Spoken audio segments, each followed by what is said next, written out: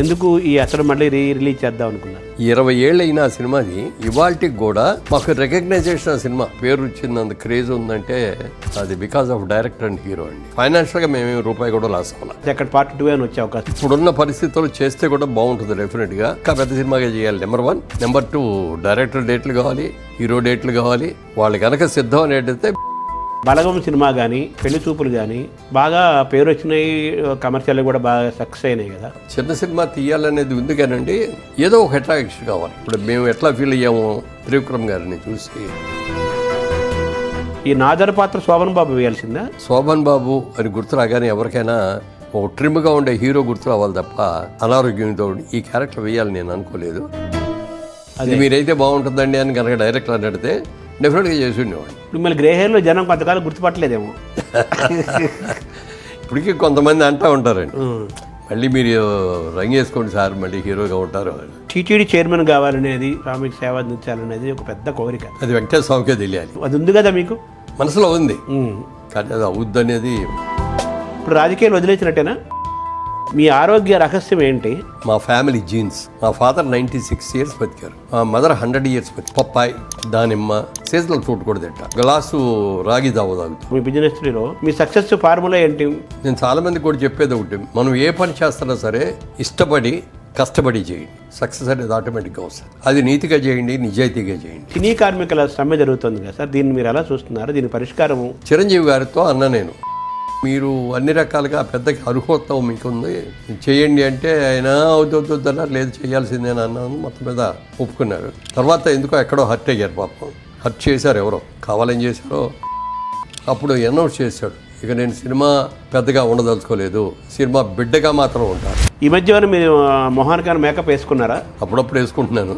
ఒక్క సీతమ్మ గారిది life biopic, అది చాలా గొప్ప ఆవిడ. శోభన్ బాబు గారికి స్నేహితుడిని, నేనేమో నాగేశ్వరరావు గారికి శిష్యుడిని, ఎన్టీ రామారావు గారికి అభిమాని. నాగేశ్వరరావు గారు రోజున ఆయన ఏదో దీంట్లో స్టేట్మెంట్ ఇచ్చారు, క్యాన్సర్ వచ్చిందని డాక్టర్లు చెప్పారు, ఎంతకాలం బతుకుతానో నాకే తెలియదు, నేనేదో చచ్చిపోతాను అయ్యో పాపం అన్నట్టుగా మాత్రం ఎవరో మాట్లాడకండి. ఈ ఎన్ని రోజులు బతుకుతాను ఎన్ని రోజులు కూడా నేను ఆనందంగా బతకదలుచుకున్నా. ప్లస్ నేను నటిస్తూనే చచ్చిపోవాలనుకున్నా. సినిమా కూడా ఇప్పుడు నేను చేస్తున్నాను.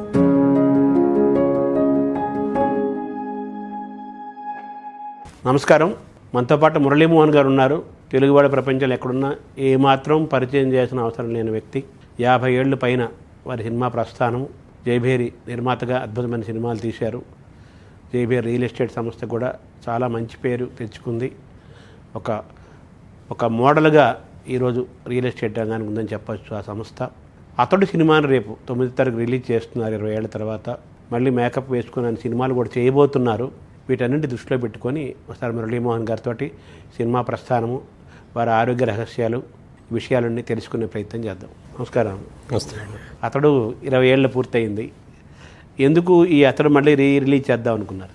అంటే ఇప్పుడున్న యంగర్ జనరేషన్కి హూ ఈజ్ మురళీమోహన్ అంటే ఎవరికి తెలియదు. వాళ్ళ పెద్దవాళ్ళు చెప్పి మురళీమోహన్ పెద్ద యాక్టరు, పెద్ద ప్రొడ్యూసరు అది చెప్తా అంటే ఆహా అంటారు. కానీ మా సినిమాలు కూడా చూసి ఉంటారు. ఎవరు అతని సినిమా చూసావా అని అడిగేవారు. వాళ్ళే చూశాను అన్నాడు.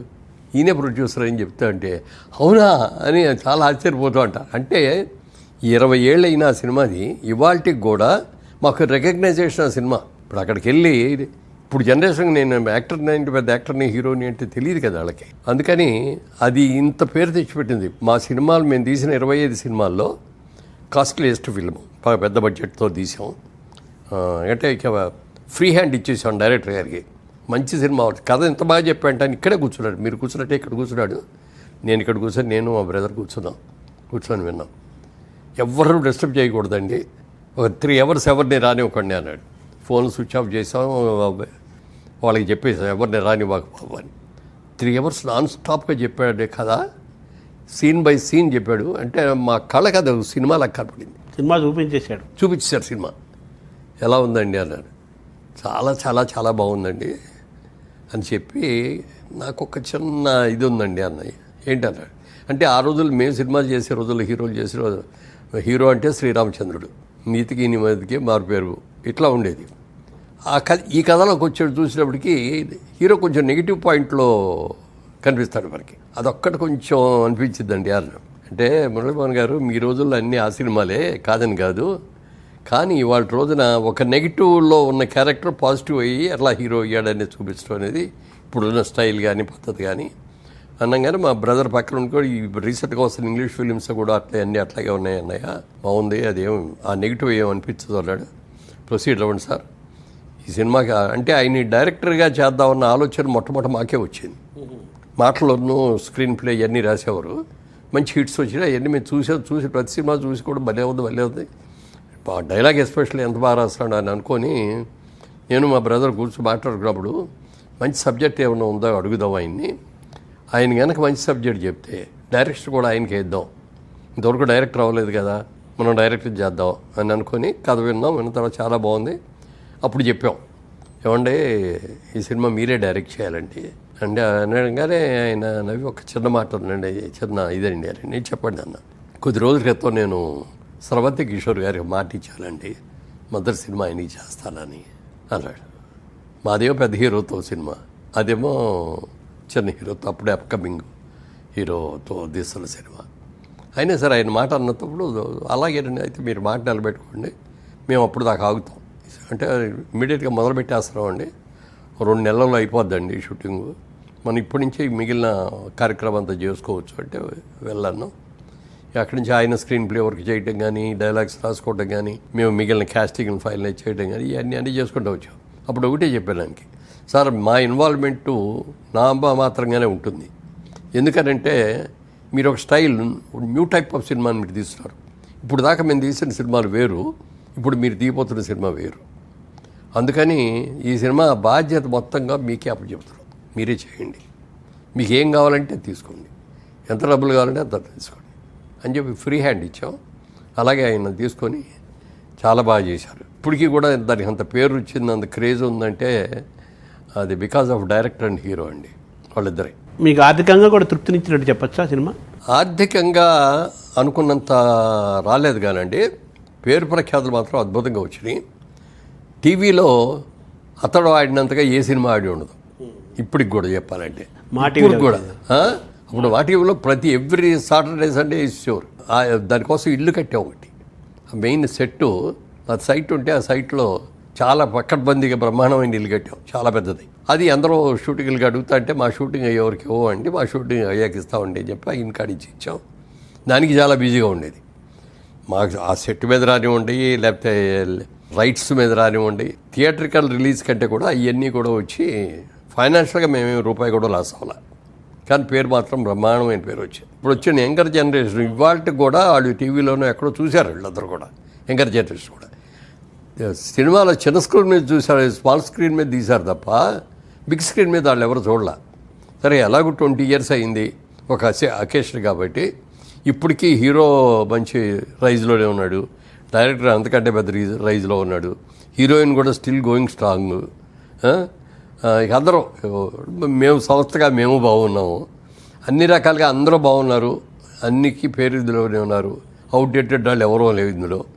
సరే ఈ సినిమాని ఇప్పుడున్న జనరేషన్ అందరూ కూడా బిగ్ స్క్రీన్ మీద చూస్తే ఎలా ఉంటుంది అనే ఆలోచన వచ్చింది. 2 ఏళ్ళ బట్టి చాలామంది అడుగుతున్నారు, మాకు రైట్స్ ఇవ్వండి సార్, మాకు రైట్స్ ఇవ్వన్నానండి. ఇవ్వాల ఎందుకు ఇవ్వలేదంటే వాళ్ళు సరిగ్గా చేస్తారో లేదో ఇది ఎందుకు. సరే ఫైనల్గా ఇద్దామని డిసైడ్ చేసిన తర్వాత దాన్ని అప్గ్రేడ్ చేయాలి టెక్నికల్గా. ఎందుకంటే 20 ఏళ్ళ క్రితం తీసింది, ఇవాళ టెక్నాలజీ డెవలప్ అయింది, బ్రహ్మాండంగా డెవలప్ అయిపోయింది, చాలా ఎక్సలెంట్గా ఖర్చు పెట్టి తీస్తారు, బ్రహ్మాండంగా తీస్తారు, ఇంటర్నేషనల్ లెవెల్లోకి వెళ్ళిపోయింది మన తెలుగు సినిమా అనేది.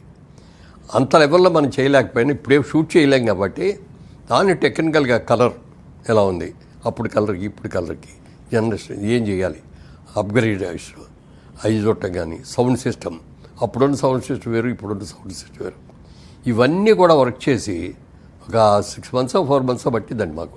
అన్నీ చేసిన తర్వాత అప్పుడు ఇచ్చేవాళ్ళకి. సో థియేటర్ స్క్రీను సౌండ్ అన్నీ టెక్నికల్గా మారిపోయింది 20 ఏళ్లలో. అందుకని ఇప్పుడు థియేటర్లో చూస్తే ఇప్పుడు రేపు వెళ్ళి కొత్త సినిమా చూసినట్టే ఉంటుంది తప్ప పాత సినిమా రంగులు వెలిసిపోయి సౌండ్ ఏదో సరిగ్గా లేక ఉన్నదనే ఫీలింగ్ రాదు అసలు ఎక్కడ. ఇప్పుడు మనకు శ్రీకృష్ణ పాండవ్యం ఎన్టీఆర్ సినిమా అనేక సార్లు రిలీజ్ అయింది. ఆ రిలీజ్ అయినప్పుడు అప్పుడు ఎంత ఆడిందో మనకు తెలియదు, కానీ ఆ తరం వాళ్ళకి మా తరం వాళ్ళకి విజయవాడ అలంకార థియేటర్ రిలీజ్ అయింది. అది సూపర్ డూపర్ హిట్, చాలా రోజులు ఆడింది సినిమా. అప్పటికే సినిమా రిలీజ్ అయ్యి 30 ఏళ్ళు 40 ఏళ్ళు అయింది. సో కాబట్టి సినిమా టెక్నికల్గా మనం రెడీ చేసి ఇస్తే జనం ఎప్పుడు చూస్తారనే ఒక విశ్వాసం మీకు ఉంది, సినిమాకు కూడా, సినిమా చరిత్రకు కూడా. అవునండి. అలాగే ఇప్పుడు మాయాబజార్ చూసుకోండి, అవును, ఎన్నేళ్ళు అయింది తీసి, మా చిన్నప్పటి నుంచి చూస్తున్నాం. 50 ఏళ్ళు అయిపోయింది, 60-70 ఏళ్ళు అయిపోయింది. అది ఇప్పటికీ రిలీజ్ చేస్తే చూస్తారు, ఇప్పటికీ టీవీలో వస్తే చూస్తారు.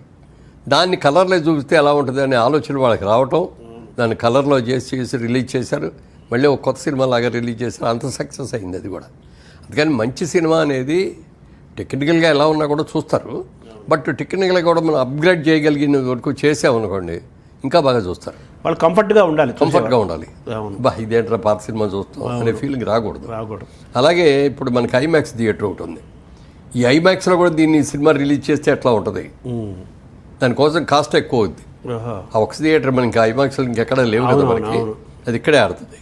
ఆ ఒక్క థియేటర్ కోసమైనా దాన్ని మళ్ళీ అప్గ్రేడ్ చేస్తాం, చేసేసారా, రిలీజ్ నాటికి వచ్చేస్తుంది కూడా. ఒక కొత్త సినిమా మళ్ళీ కొత్తగా తీసిన సినిమా రిలీజ్ చేసినంత పని చేస్తున్నట్టు లెక్క ఆల్మోస్ట్. అంతే కదా. అంటే ఇందులో డబ్బులు గురించి ఆలోచించట్లేదు మేము ఎవరు కూడా. అవునవును.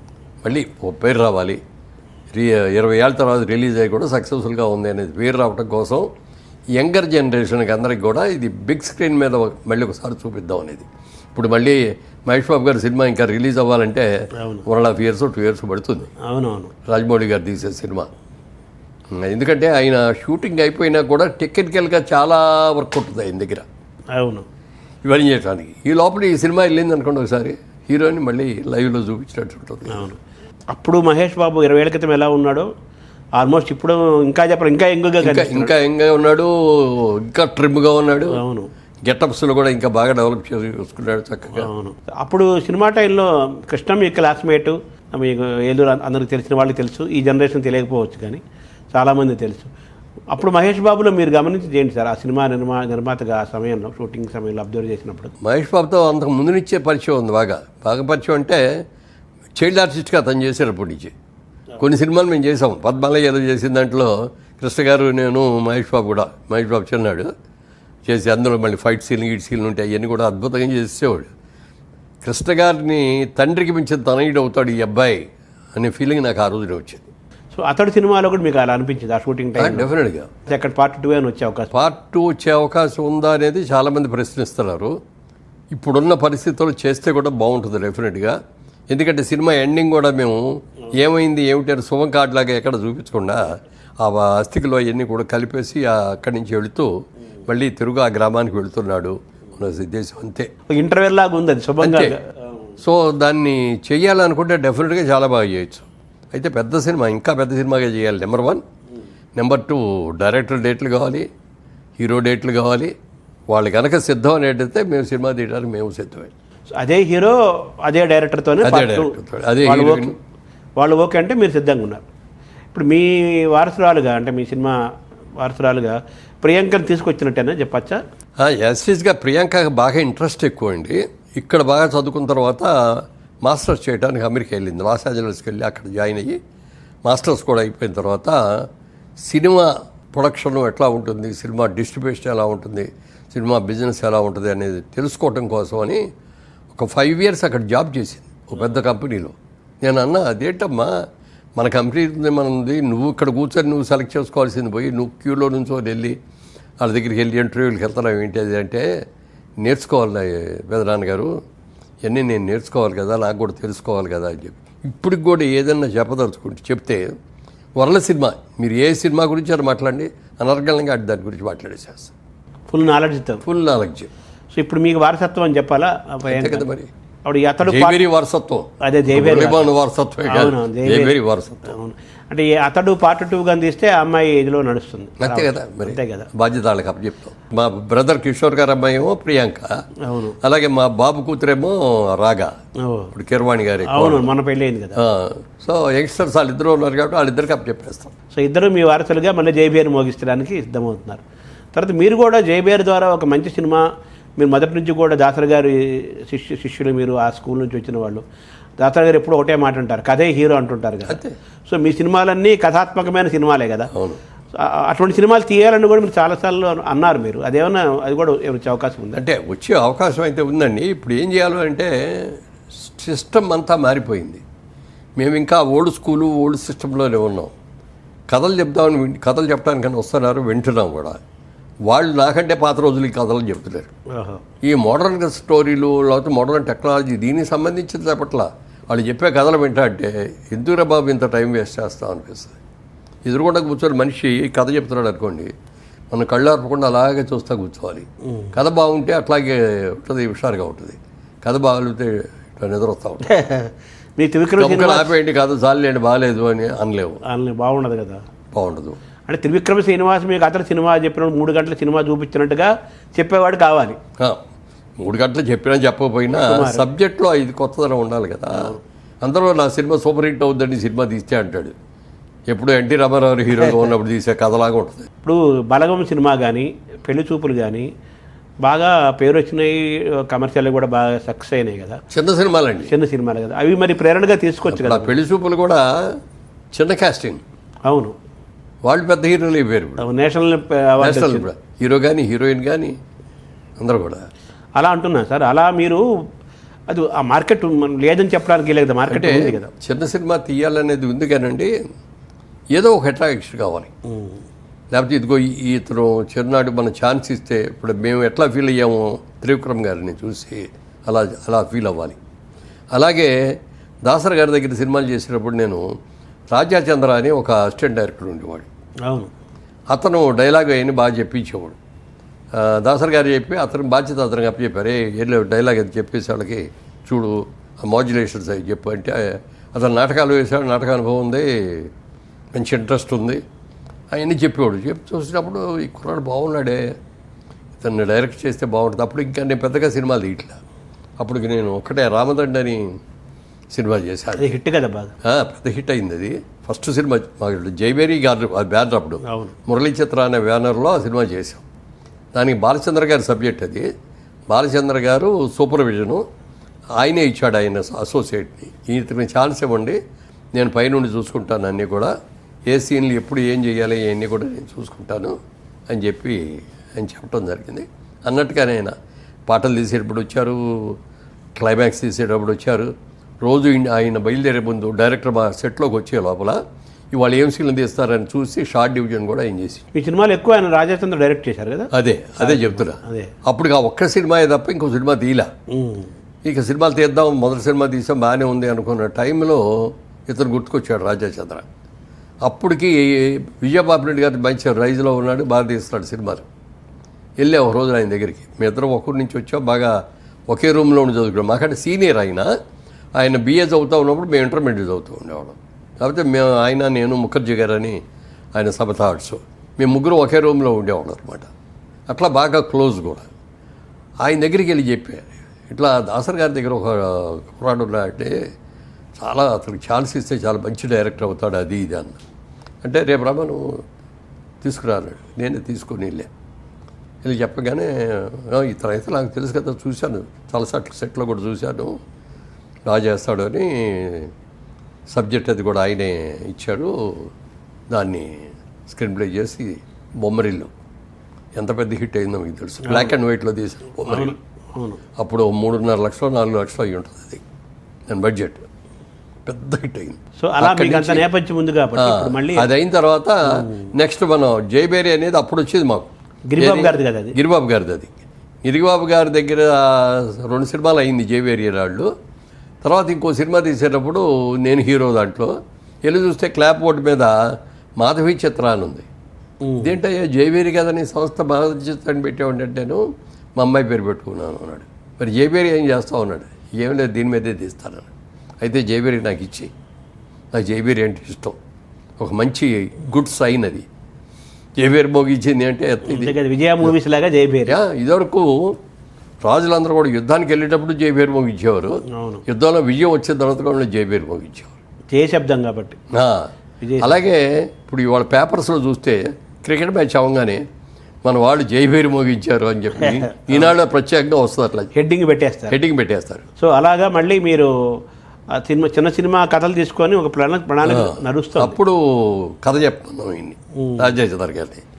అంటే ఏయో రకరకాలు చెప్పాడు, ఏ చూసాము, ఏది నచ్చట్లేదు, ఇంకా ఏదైనా చూడండి అంటే ఓ రోజున అన్నాడు, ఏమండి విజయబాబు రెడ్డి గారు అప్పుడు ఆ రోజుల్లో విజయ అని ఒక బుక్ ఉండేది. ఆ బుక్లో వెనక పక్కన ఇంకో నవల, చిన్న నవల ఒకటి అటాచ్ చేసి 2 పిన్ చేసి అమ్మేవాడు. మార్కెట్. అలానే ఆ విజయ్లో ఒక కథ వచ్చిందండి, కామరాజు కథ. ఆ నవల పేరు అని చెప్పి కథ అవుట్లైన్ చెప్పండి అన్న. అవుట్లైన్ చెప్పాడు. చెప్పగానే బ్రహ్మాండంగా ఉంది కదా ఇది. ఆ నవల కూడా నాకు ఒకసారి నేను చదువుతాను, మీరు దీన్ని ఫుల్ ఫ్లెడ్జర్గా వర్క్ చేసి నాకు చెప్పండి, సినిమాగా ఎలా చేయాలి. మీరు నవలగా చెప్పారు, బాగుంది. మీరు చెప్పిన అవుట్లైన్ కూడా బాగుంది. కాబట్టి మీరు ఒక 10 రోజుల్లో మీరు వర్క్ చేసి నాకు ఫుల్ ఫ్లెడ్జర్గా సినిమాకి ఏమి క్యారెక్టర్ ఎలా ఉండాలి, ఏం చేయాలి చెప్పమంటే వచ్చి చెప్పాడు. బ్రహ్మాండంగా నచ్చేసింది. వెంటనే వెళ్ళాం జయసూద్ గారి దగ్గర కాల్ షీట్లు తీసుకున్నాం. అది బ్లాక్ అండ్ వైట్ సినిమా. అవును, పర్వాలబ్బాయి కూడా. అప్పటికే నాకు అది 100వ సినిమా. రాజ్యాచంద్రకేమో 2వ సినిమా. సో ఇప్పుడు మీరు అటువంటి వాళ్ళు దొరకట్లేదు అంటారా? దొరకట్లేదు, ఉంటారు బొళ్ళు మంది బ్రహ్మాండమైన తీసాను, నాకు దొరకట్లేదు. అదే టాలెంట్ అంటే మీ ఇద్దరు కలవాలి. ఇప్పుడు ఎవరన్నా గబుక్కున్నా నేను వచ్చి నాకు మంచి టాలెంట్ ఉందని నేను చెప్తే నువ్వు ఎలా నమ్ముతావు? అవును, ఎలా నమ్ముతావు అంటే నమ్మని కాదు, మనకు ఒక కాన్ఫిడెన్స్ రావాలి కదా అతని మీద.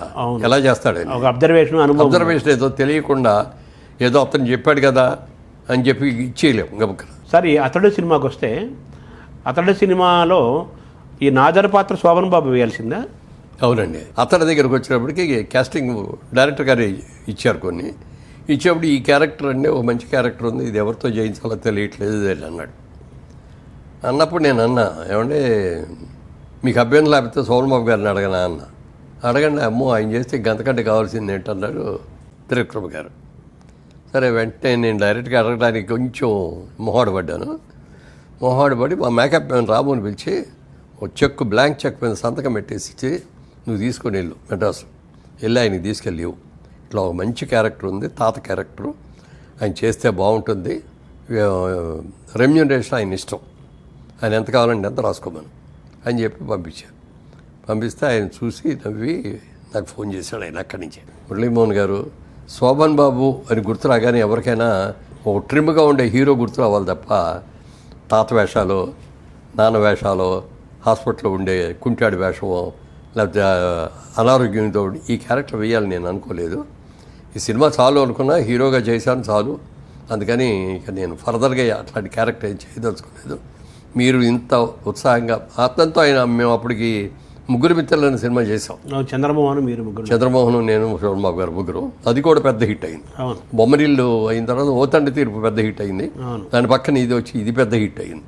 సో అలా ఆయన అందుకని వద్దన్నారు. అప్పుడు ఏం చేయాలి అనుకున్నప్పుడు డైరెక్టర్ గారు నాజర్తో చేద్దామండి అన్నాడు. అంటే అది మీ చాయిస్ అండి, మీరు కనుక అతనితో చేయించుకోగలరు. ఎందుకంటే అతను కూడా అప్పటికి తాత్కాలిక క్యారెక్టర్లు ఏమీ ఇలా. అవును, అతను ఏజ్కి మించింది. మరి అతను ఆ గెటప్ వస్తారా అదో రండి అది అంటే నేను చూసుకుంటాను అన్నారు. చూసుకున్నారు. చూసిన తర్వాత ఆ మాడ్యులేషన్ ఇది కోసం ఎవరు చెప్పాలి దీనికి డబ్బింగ్ అని ఆలోచిస్తే డైరెక్టర్ గారే సజెస్ట్ చేశారు. బాలసుబ్రహ్మణ్యం గారితో చెప్పిస్తే బాగుంటుందండి. ఆయన కూడా చూసి అబ్బో క్యారెక్టర్ చాలా బాగుంది, డెఫినెట్గా నేనే చెప్తాను చెప్పడం. ఆయన చెప్పేటప్పటికి ఆ క్యారెక్టర్ ఇంకా చాలా ఎలివేట్ అయింది. సో ఆ పాత్ర పండటంలో బాలుగారి పాత్ర కూడా సగం ఉంది. బాలుగారి పాత్ర కూడా చాలా ఉంది. మీరు ఆ సినిమా నిర్మాతగా అందరికీ తెలుసు, మీరు నటుడు, శోభన్ బాబు వేయనన్నాడు ఆ పాత్ర మీరు ఎందుకు వేయలేదు? అంటే అప్పటికి తాత పాత్ర లేదు, నేను కూడా తండ్రి వరకు వేసా. ఒత్తండి తీర్పు మీరు వేసారు. ఒత్తండి తీర్పు వేసా, అది మంచి ఇదయింది. డైరెక్టర్ గారికి చాయిస్ ఇచ్చేసే కదా. ఆయన ఏమంటే మీరే ఎందుకు వేయకూడదు అని అడిగితే డెఫినెట్గా జంప్ చేసి మరీ వేసి ఉండేవాడిని. కానీ ఆయన మనసులో రాకుండా ఇప్పుడు మన సినిమా కాబట్టి నేనే వేస్తానని చెప్పుకోకూడదు కదా, అది మీరైతే బాగుంటుందండి అని కనుక డైరెక్టర్ అని అడిగితే డెఫినెట్గా చేసి ఉండేవాడిని. ఆ సినిమాలో మీరు ఒక పాత్ర కూడా వేయలేదు అంత. యాక్చువల్గా నాకు అనిపించింది నాదర్ పాత్ర మీరు వేస్తుంటే సినిమాలు అందరు గుర్తుపెట్టేవాడు, ఈ జనరేషన్ వాళ్ళు కూడా అనిపించింది. సరే, నాదర్ ఆయన మీలాగా నాటక రంగం నుంచి వచ్చినవాడు కాబట్టి అద్భుతంగా నటించాడు. బాలుగారు వాయిస్ బాగా చేశాడండి. అందులో మనం వేయలేకపోయాం అనేది ఒకటి పక్కన పెడితే అతను చాలా బాగా చేశాడు, డెఫినెట్గా బాగా చేశాడు. ఈ మధ్య మీరు మొహానికి మేకప్ వేసుకున్నారా? అప్పుడప్పుడు వేసుకుంటున్నాను. ఇప్పుడు రీసెంట్గానేమో ఆంధ్రుల అన్నపూర్ణ డొక్కా సీతమ్మ గారిది లైఫ్ బయోపిక్. అది చాలా గొప్ప ఆవిడ. అంటే ఇప్పుడు జనరేషన్కి ఎవరికి తెలియదు. మేము ఈస్ట్ గోదావరి నుంచి వచ్చినాం కాబట్టి మాకు తెలుసు ఆవిడ గురించి. ఇప్పటికీ అక్కడ ఆ ఊళ్ళో ఆయన విగ్రహం ఉంది కొన్ని చోట్ల ఆవిడ. తర్వాత డొక్కా సీతమ్మ గారి పేరు చెప్పని వాళ్ళు అందరికీ తెలుసు. అవును, అంత మంచి ఆవిడ. ఒక బ్రాహ్మిన్ ఫ్యామిలీలో ఆ రోజుల్లో ఏజ్ సెకండ్ మ్యారేజ్ చేసుకుంటుంది. నా క్యారెక్టర్ అందులో హస్బెండ్ క్యారెక్టర్ నేను వేస్తాను. అప్పటికి ఏమవుతుందంటే నా క్యారెక్టరు భార్య చచ్చిపోయి ఉంటుంది, పిల్లలు ఉంటారు, వెళ్ళి పెళ్లి చేసుకోవాలి. ఒక చిన్న అమ్మాయిని చూసి ముచ్చటపడి ఆ అమ్మాయిని చేసుకుందామనంటే ఆ అమ్మాయి తండ్రి వీళ్ళు అందరూ ఒప్పుకోవటం. అమ్మాయి ఇంకా అప్పటికి మెచ్యూర్ కూడా అన్నామన్నాం అనమాట. అప్పుడు బాగా చిన్న వయసులో చేసావు. చిన్న వయసులో భార్యగా తెచ్చుకుంటాడు, చెప్తాడు కూడా ఆవిడకి, నువ్వు నాకు భార్యగా కాదు నా బిడ్డలకి తల్లిగా రావాలి అది అని ఆవిడ వస్తుంది. ఆ తర్వాత ఇక అంతే పాట అయిపోయిందా మొత్తం? మీ పాట అయిపోయిందా? జరుగుతుంది ఉంది. తర్వాత ఎస్వి కృష్ణారెడ్డి గారు వాళ్ళ మొన్న ఆ మధ్య కూడా మీరు వాళ్ళు ఏదో సినిమా తీయబోతారు, వాళ్ళు కూడా చేస్తారు. అందులో కూడా ఒక గురువు గారి వేషం. అదే వాళ్ళే ఆ సినిమాలో వాళ్ళే రంగు పడుతుంది అన్నట్టుగా రంగు పడుతుంది మీ మీద. అదే అదొకటి వేస్తాను. ఇప్పుడు దీంట్లో అఖండాలో ఒక క్యారెక్టర్ చేశాను, బాలకృష్ణ పాట. బాలకృష్ణ గారు. అవును. సో మళ్ళీ మీరు మేకప్ వేసుకుంటున్నారు. త్వరలో ఈ కొత్త జనరేషన్ ఆర్టిస్ట్ అనే వాళ్ళు ఎవరో కూడా రిటైర్మెంట్ అని అనుకోకూడదు. సోహన్ బాబు గారు అనుకున్నారంటే అది వేషం. అవును, మాజీ నటుడని ఎవరు అన్నారు కదా అందరూ. అది కాక అది నేనేమో నాగేశ్వరరావు గారి శిష్యుడు ఒక విధంగా, సోహన్ బాబు గారికి స్నేహితుడిని, నేనేమో నాగేశ్వరరావు గారికి శిష్యుడిని, ఎన్టీ రామారావు గారికి అభిమాని, రాజకీయ నాయకుడిగా ఆయన్ని, లేకపోతే ఒక జానపద నాయకుడిగా ఆయన్ని, ఓ పౌరాణిక నాయకుడు ఆయన్ని ఆరాధిస్తాను. నాగేశ్వరరావు గారు రోజున ఆయన ఏదో దీంట్లో స్టేట్మెంట్ ఇచ్చారు, నేను సినిమాలో రిటైర్ అయిపోవాలని అనుకోవటం లేదు, నేను నా ఆఖరి క్షణం వరకు నటుడిగా ఉండదలుచుకున్నాను, నటిస్తూనే చనిపోవాలనుకుంటున్నాను అని చెప్పింది. నేను చాలా ఇన్స్పైర్ అయ్యా దానికి. చాలా ఇన్స్పైర్ అయిపోయిన తర్వాత ఆయన ఆఖరి సినిమా కూడా ఓ టైంలో ఆయనకి క్యాన్సర్ వచ్చిందనేది అర్థమైపోయింది. డైరెక్ట్ డాక్టర్లు చెప్పారు, ఫ్యామిలీని అందరినీ కూర్చోబెట్టి వాళ్ళందరికి కూడా చెప్పి, మీరెవ్వరు నా మీద సింపతి చూపించడం కానీ ఇది కానీ ఏం చేయక్కర్లేదని చెప్పి ప్రెస్ మీట్ పెట్టి ఫ్యామిలీ అందరు కలిసి కూర్చొని ప్రెస్లో అనౌన్స్ చేశాను. నాకు ఇట్లా క్యాన్సర్ వచ్చిందని డాక్టర్లు చెప్పారు, ఎంతకాలం బతుకుతారో నాకే తెలియదు, అలా అన్నానని చెప్పి మీరందరూ అయ్యో పాప నాగేశ్వరరావు అని మీరెవరు సింపతి చూపించక్కర్లేదు నాకు, మీరెవరైనా నా దగ్గరికి వచ్చినా, నన్ను చూసినా, నన్ను నాతో మాట్లాడించినా సరదాగా మాట్లాడి, నేనేదో చచ్చిపోతాను అయ్యో పాపం అన్నట్టుగా మాత్రం ఎవరో మాట్లాడకండి. ఎన్ని రోజులు బతుకుతాను ఎన్ని రోజులు కూడా నేను ఆనందంగా బతకదలుచుకున్నా. ప్లస్ నేను నటిస్తూనే చచ్చిపోవాలనుకున్నా సినిమా కూడా ఇప్పుడు నేను చేస్తున్నాను, వాళ్ళదే మనం అని చెప్పి ఫ్యామిలీ లాగా అందరు ఫ్యామిలీ మెంబర్స్ అందరూ యాక్ట్ చేసి 3 జనరేషన్ చేశారు. ఆఖరికి వచ్చేటప్పటికి ఆయన తెలిసిపోయింది ఆయనకి, ఇంకా నా రోజులు చాలా తక్కువలోనే ఉన్నాయి అనుకున్నప్పుడు హాస్పిటల్లోనే ఉన్నారు. అప్పటికి నాగార్జున పిలిచి చెప్పారు, నేను ఎప్పుడు పోతాడో నాకే తెలీదు, నేను చనిపోయిన తర్వాత దీని డబ్బింగ్ ఎవరితోనో చెప్పిస్తే బాగోదు. అంతకుముందు గుమ్మడి వెంకటేశ్వరరావు క్యారెక్టర్ చేశారు, దాని నూతన ప్రసాద్ డబ్బింగ్ దాని నూతన ప్రసాద్తో డబ్బింగ్ చెప్పించారు, అస్సలు సూట్ అవ్వాల.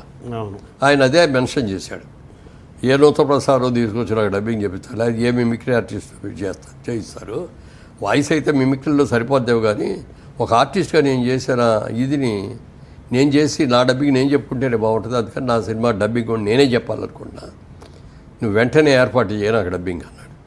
నాగార్జున కూడా అన్నీ తెలుసుకొని ఆ ఎక్విప్మెంట్ అని తీసుకొచ్చి హాస్పిటల్ రూమ్లో కూడా పెట్టి అక్కడే డబ్బింగ్ చెప్పించారు. సో అలా ఆయన ఇన్స్పిరేషన్ మీకు వరకు నటించాలి చాలు.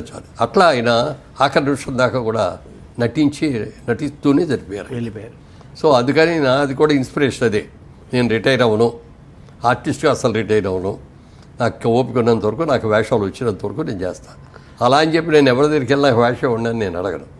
ఎందుకని అడగను అంటే, నేను మొట్టమొదటి హీరో ఛాన్స్ వచ్చాడు, అప్పటికి విజయవాడలో నేను బిజినెస్ మ్యాన్ని, బిజినెస్ బాగుంది, బ్రహ్మాండంగా చేసుకుంటున్నాం, పెళ్ళి అయిపోయింది, 2 పిల్లలు కూడా ఉన్నారు, ఇట్లా ఛాన్స్ వచ్చింది. డైరెక్ట్గా ఒక పెద్ద ప్రొడ్యూసర్ దగ్గర నుంచి హీరో అని వచ్చింది. ఏం చేయాలో తెలియదు, చెయ్యాలా అవుతుందా అని, అక్కడ మంచి బిజినెస్ ఉంది, దాన్ని వదులుకొని రావాలా అవుద్దా, ఇక్కడికి వచ్చాక సక్సెస్ అవుతామో లేదో, ఇవన్నీ మీమాంసలో ఉన్నప్పుడు మా ఆవిడ ఒకటే మాట అంది, లక్ష్మీదేవి ఎప్పుడు పడితే అప్పుడు తలుపు తట్టదండి, తలుపు తట్టినప్పుడు వెళ్ళి తీయాలి, మీరు ట్రై చేయకుండా దాని అంతటికి అది మీకు వచ్చింది కాబట్టి ట్రై చేయండి ఒకసారి, ఒకటి చేయటంలో పెద్ద నష్టం ఉండదు, బాగుందంటే కంటిన్యూ చేదురు కానీ లేదంటే మానేయచ్చు అని ఒక కండిషన్ అండి అన్న. ఏంటి అన్న, షూటింగ్ అయిపోగానే మళ్ళీ మీరు విజయవాడ వచ్చేసి బిజినెస్ చూసుకుంటూ ఉండాలి, మెడ్రాస్లో కూర్చోవడం, ఆల్బమ్ తీసుకెళ్ళి ఏమని నేను పలానా సినిమాలో హీరోగా చేశాను, మీ సినిమాలో ఏదైనా వేషం నేను అడగటం కానీ చేయకూడదు, ఈ కండిషన్ పెట్టి, ఆ కండిషన్ ఈ రోజు వరకు కూడా నేను తప్పకుండా పాటిస్తాను. సో మీరు అడగట్లేదు, ఎవరిని అడగను.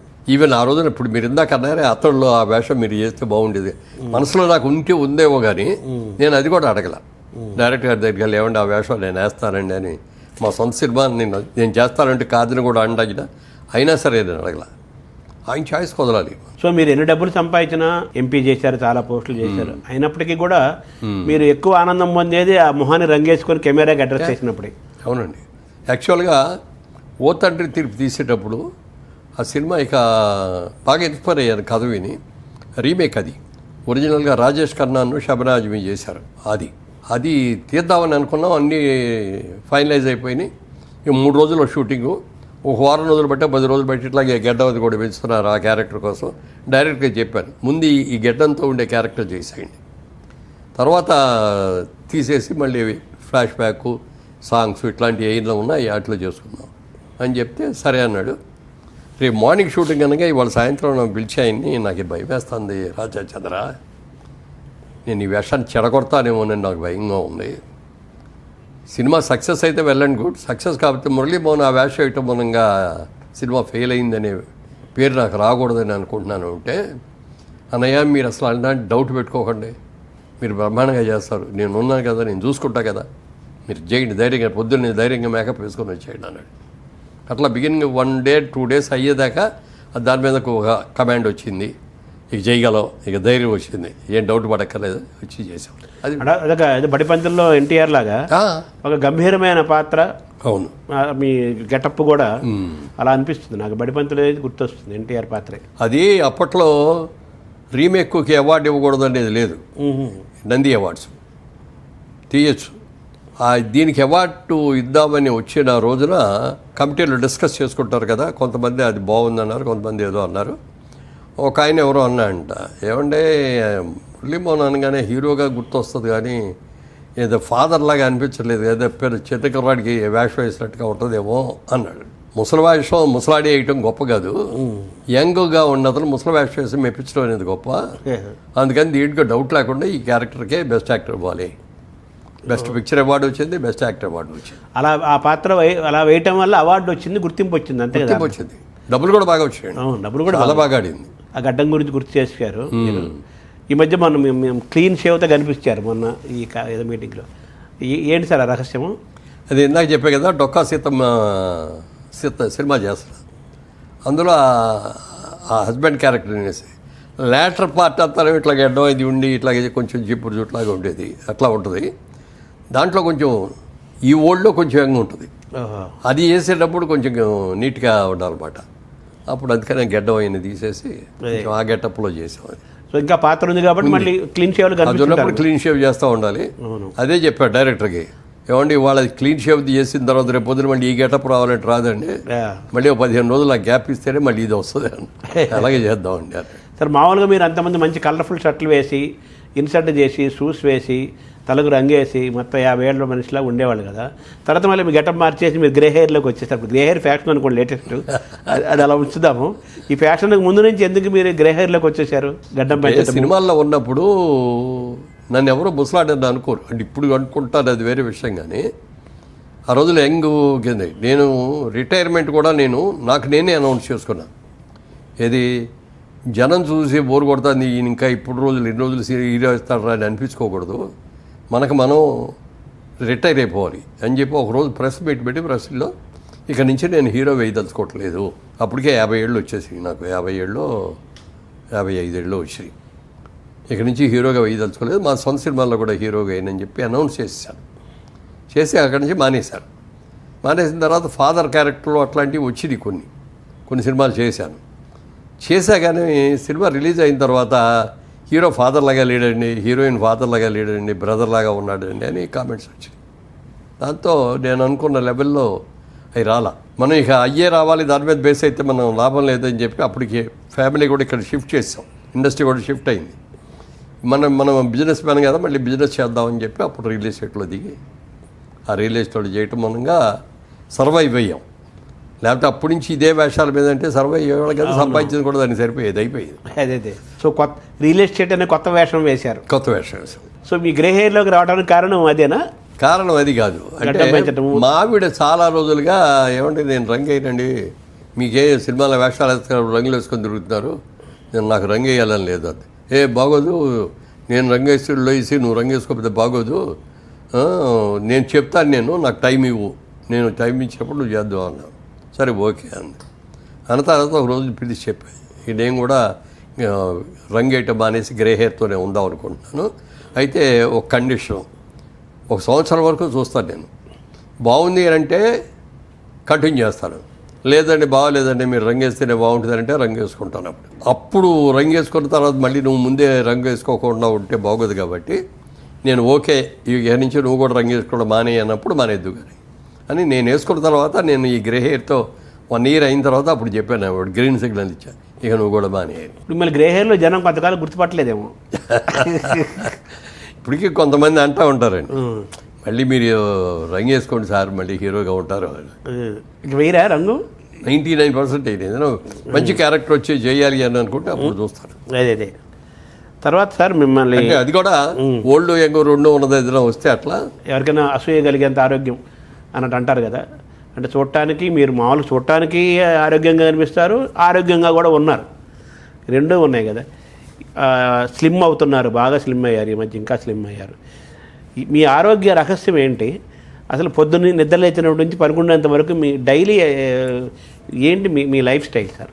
ఎన్ని గంటలకు లేస్తారు? వాటన్నిటికంటే కూడా ముందు చెప్పాల్సింది మా ఫ్యామిలీ జీన్స్. మా ఫాదర్ 96 ఇయర్స్ బతికారు. ఆయన చనిపోయే 2 రోజుల ముందు కూడా వాకింగ్ చేస్తూనే ఉండేవారు మార్నింగ్. మా మదర్ 100 ఇయర్స్ బతికారు. So family genes are very good. అలా అని చెప్పి మన ఇష్టం వచ్చినట్టుగా లైఫ్ ఇది చేస్తే ఉండవు, పోతాం. అది ఒకటి మెయిన్గా అది ఉందండి.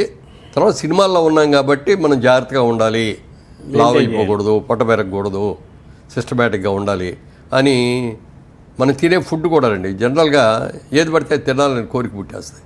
బిర్యానీలు తినేద్దాం, లేకపోతే ఇంకేయో తిందాం, ఫాస్ట్ ఫుడ్ తిందాం, ఇట్లాంటివన్నీ వస్తే మన కంట్రోల్లో ఉండదు బాడీ.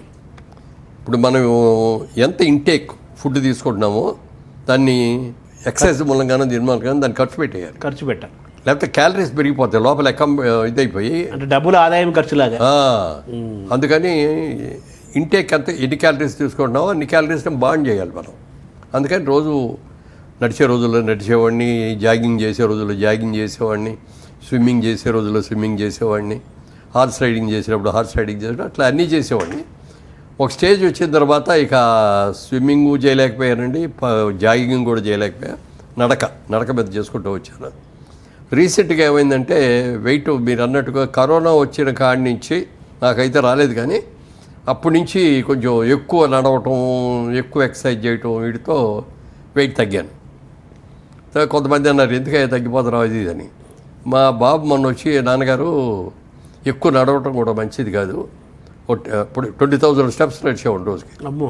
20,000 చాలంటారు డాక్టర్లు. అదే చెప్పారు మొన్న డాక్టర్ సోమరాజు గారు కూడా చెప్పి కూర్చోబెట్టి చెప్పారు, మీరు 10,000 దాటి మించి ఏది చేసినా అది మీకు వేస్టే తప్ప ఏమీ మంచిది కాదు.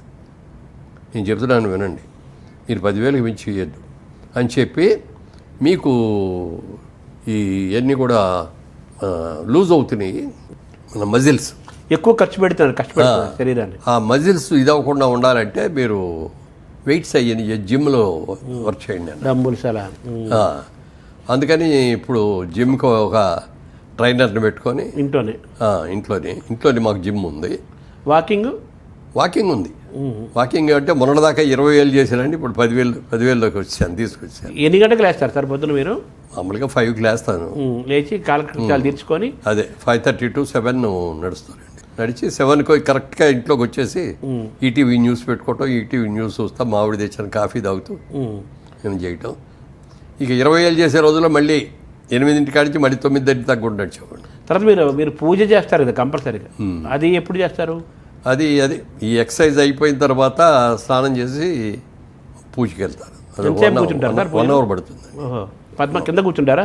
కింద కూర్చునేవాడిని చాలా వరకు. ఈ మధ్యకాలంలో మోకాలు ఆపరేషన్ అది అయిన తర్వాత కింద కూర్చోవద్దని అంటేను అక్కడే ఒక పేట లాంటిది ఒకటి పెట్టి స్టూల్ లాంటిది పెట్టి స్టూల్ మీద కూర్చోండి. పూజ తర్వాతగా బ్రేక్ఫాస్ట్, కానీ నేను ముందే దీని చేస్తాను. అవునా? ఎందుకు చేస్తారండి దానికి కూడా? ఇప్పుడు నేను పూజలోకి వెళ్ళేటప్పటికి 10:30 అవుతుంది, లేట్ అయిపోతుంది.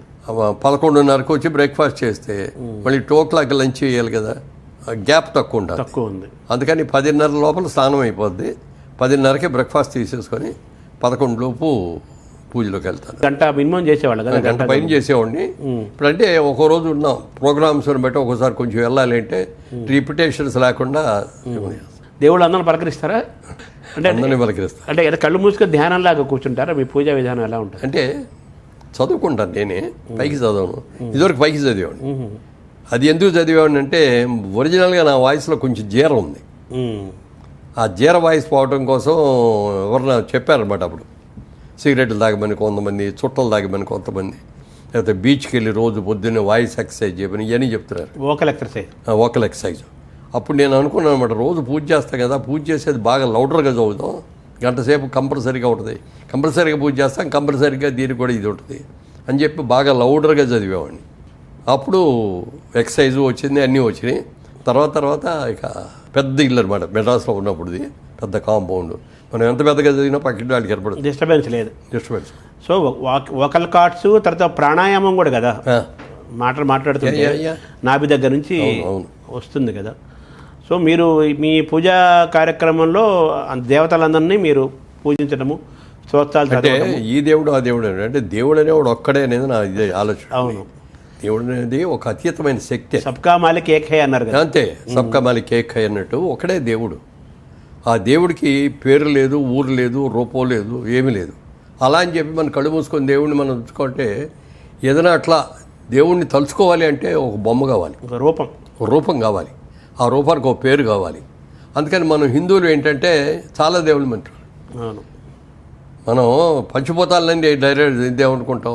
అవును, మరి ఇంకా పుట్ట నేల అన్నీ దేవుళ్ళే మనకి. అవును.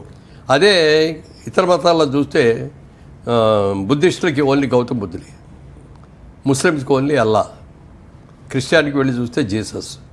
కానీ మనకు అలా కాదు, 3 కోట్ల మంది ఉన్నారు. ఓ రోజున బాలకృష్ణ గారు, నేను, బ్రహ్మానంద గారు మేమందరం ఒక షూటింగ్లో ఉన్నాం. జయసింహ అని, అది కుంభకోణంలో షూటింగ్, అక్కడ ఉన్నాం. బాలకృష్ణ గారిది నాది పక్క కాటేజీలో, ఎదురుగుండా కాటేజ్ ఏమో బ్రహ్మానందం గారు. బాలకృష్ణ గారు ఆ రోజున పొద్దున్న షూటింగ్ వెళ్ళిపోయారు. ఈయన చేస్తూ ఉండగా నా దగ్గరికి వచ్చాడు బ్రహ్మానందం గారు. బయట కూర్చొని అన్నీ వింటున్నాడు, నేను మాట్లాడే ఈ చూసి అవన్నీ అయిన తర్వాత, ఈ రోజు ఎంతసేపు చేస్తారు పూజ అన్నాడు. గంట సేపు చేస్తారండి అన్నాడు. ఏ దేవుడిని పూజిస్తారు అన్నాడు. అందరినీ పూజ చేస్తారండి. మరి మీరే దేవుడిని చేస్తారండి అన్న. నేను ఒక్కళ్ళే చేస్తానండి అన్నాడు. ఎవరిని చేస్తున్నారు మీరు అన్న. నేను వెంకటేశ్వర స్వామిని. నా ఉద్దేశంలో వెంకటేశ్వర స్వామే దేవుడు. నేను ఏ గుళ్ళోకి వెళ్ళినా, సాయిబాబా గుళ్ళోకి వెళ్ళినా వెంకటేశ్వర స్వామినే చూస్తా అక్కడ సాయిబాబాలో అని. ఎందుకంటే అట్లా అన్నాను. ఒక చిన్న ఉదాహరణ చెప్పాడు ఆయన. ఇప్పుడు చాలామంది ఇంట్లో పని చేసేవాళ్ళు వచ్చి 3 ఏళ్లలో 4 ఏళ్లలో చేసి వెళ్ళిపోతూ ఉంటారు కదా. ఇప్పుడు అపార్ట్మెంట్స్లో ఉండేవాళ్ళకి నెలకి. ఇప్పుడు 4 ఏళ్లలో పనిచేసే ఒక అమ్మాయి మన ఇంటికి వచ్చింది అనుకోండి, అన్హెల్తీగా ఏదైనా జబ్బు చేసింది. మన ఇంట్లో పనిచేసే అమ్మాయి అయితే మనమే ఇదిగోన మా డబ్బులు తీసుకెళ్ళి చేయించుకుంటాం. 4 ఏళ్లలో చేసే అమ్మాయి మన ఇంటికి వచ్చింది, ఎవరో ఒకళ్ళు ఇస్తారులే అని ఎవడో ఇవ్వడు. అలాగే నువ్వు అందరు దేవుళ్ళని పూజ చేసావు అనుకో, ఆంజనేయ స్వామిని చూసుకుంటాడు, లేవు వెంకటేశ్వర స్వామి అనుకుంటాడు, జీసస్ చేసేవు నన్ను చూడలేదు కదా అని ఆయన అనుకుంటాడు. అందుకని నేను ఒక్కళ్ళనే చేస్తాను అన్నాడు. ఏదో బాగానే ఉంది, కానీ అలా అని కాదే, పంచిపోతాలు కూడా మనకి దేవుడు, చెట్టు పుట్ట అన్ని దేవుళ్ళే మనకి. అంటే మన మనిషిలో, జంతువులో, చెట్టులో, పుట్టలో చూడటం అనేది మంచి ఆలోచన. గోమాతను ఎంత గొప్పగా చూస్తాం. తల్లి తర్వాత తల్లి గోమాతే అన్నాం, కానీ ఎప్పుడు గోవు ఆవు అని అన్నాం. భూమాతను కూడా అంటాం. భూమాత, ఆ దైవాన్ని, గాలి కానీ నీరు కానీ, పంచిపోతాలు అన్నీ కూడా ఈ పంచిపోతాలు సరిగ్గా పరిపాలిస్తున్నాయి కాబట్టి మనం ఉండగలిగాం. అవును. గాలి గట్టిగా వీస్తే మనం పడిపోతాం. అవును. వర్షం ఎక్కువ కురిచేసి నీరు ఎక్కువ వచ్చేసిందంటే కొట్టుకుపోతాం. అంతే కదా. ఏమంటే గాలి అసలు రాకపోతే గుండె అయిపోద్ది, ప్రాణవాయువు. సో పంచభూతాలకి పంచేంద్రియాలకి అనుబంధం ఉంది. అంతే. అందుకని అందరూ దేవుళ్ళే అంటాను నేను. ధ్యానం చేస్తారా కొంచెంసేపు? ప్రాణాయామం ఏమైనా చేస్తారు? ఓంకారం ప్రాణాయామం చేసేవాడిని, కానీ ఇక అది ఏకాగ్రత ఉండట్లా. ఓహో. ఓంకారం చేద్దామని అనుకుంటే అది బాగా ప్రాక్టీస్ అవ్వాలి, ఇంకే ఆలోచనలు రాకూడదు. ధ్యానం చేస్తున్నారా మరి? చేస్తారా, కానీ కుదరట్లా. ఏదో టైం అయిపోతుంది, టైం చూసుకుంటూ ఉంటాం, ఏదో ఇట్లా వెళ్ళేటప్పటికి ఆ కాన్సన్ట్రేషన్ కుదరట్లా. సో మీరు మీ ఇష్టదైవం అంటే ఎవరని చెప్పాలి? అందరూ దేవుళ్ళే. వాళ్ళు వీళ్ళు ఒకరనే ఏం కాదు, దైవాన్ని ఇష్టపడతారు, మీరు నమ్ముతారు. సో మీ దాంట్లో ఇది చెప్పారు, ఎవరో అడిగారు, ఏమయ్యా నువ్వు రోజు పూజ చేస్తావు కదా, ఎప్పుడన్నా దేవుడు నీకు ప్రత్యక్షమయ్యాడా అని అడిగాడు. అయ్యాడన్నా. దేవుడు చూసావా అన్నాడు. చూశానన్నా. నాకు చూపిస్తావా అన్నాడు. నీకు చూడాలని కనుక నిజంగా కోరుకుంటే చూపిస్తాను నీకు కూడా అన్నాడు. చూపించు అన్నాడు. చూపించు అంటే నేను ఒకటి అడిగాను. నేను ఒక ప్రశ్న అడుగుతాను, దానికి సమాధానం చెప్పాడు. కరెంట్ అంటే తెలుసా అన్న. ఎందుకు తెలియదు కరెంటు? మీ ఇంట్లో కరెంట్ ఉందా అన్న. ఉంది అన్నాడు. కరెంట్ ఎలా ఉంటుంది? ఎర్రగా ఉంటుందా, నల్లగా ఉంటుందా, ద్రవ పదార్థమా, ఘన పదార్థమా, ఎలా ఉంటుంది? ఐస్ లాగా ఉంటుందా అంటే అట్లా అడిగితే ఏం చెప్తాం? కరెంటే అన్నాడు కదా. కరెంట్ అనేది ఎలా ఉందో నీకు తెలియదు, బట్ కరెంట్ ఉంది అనేది ఒప్పుకుంటాం. లైట్లోకి వెళ్తే వెళ్ళి వస్తుంది, మైక్లోకి వెళ్తేనేమో సౌండ్ పెరుగుద్ది, ఇట్లా రకరకాలు. దేంట్లోకి వెళ్తే అది ఇది కరెంట్ ముట్టుకుంటే షాక్ కొడుతుంది. అలా అని చెప్పి అది కారంగా ఉంటుందా ఇదని మనం చెప్పలేము. దానికి రూపం లేదు, బట్ ఉంది.